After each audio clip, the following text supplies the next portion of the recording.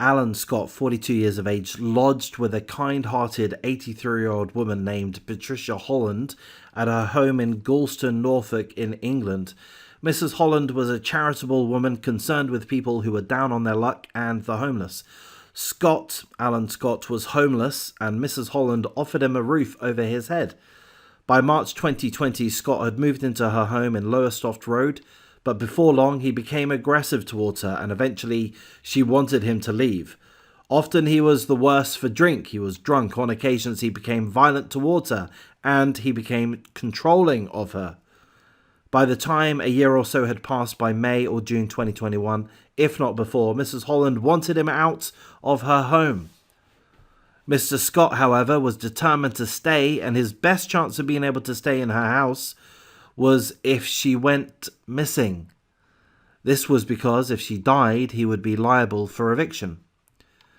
The prosecution case is that Scott violently attacked Mrs. Holland on July 24th into July 25th, 2021, and burned her body on a bonfire in her back garden in an attempt to destroy all traces of her.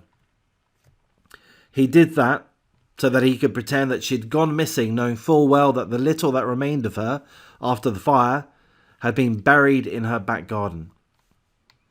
The prosecutor said that it was not possible to determine whether the great-grandmother, Mrs. Holland, was dead before she was put on the bonfire. When the police found her burnt and charred body, there was so little of it left, it wasn't possible to discover the cause of her death. However, it is believed that she was killed prior to being burnt. Scott denies murder but has pleaded guilty to the offence of unlawfully preventing a burial.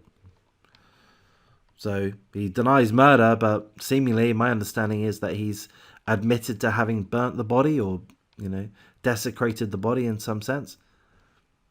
I don't know.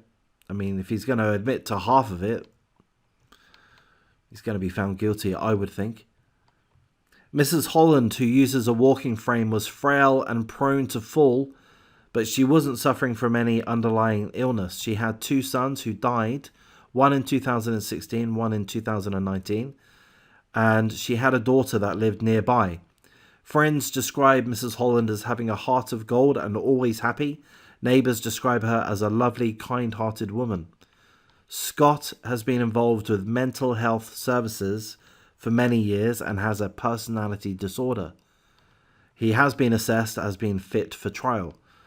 So the trial is taking place at this moment in time in England. It's estimated to last for 3 weeks, so the trial continues.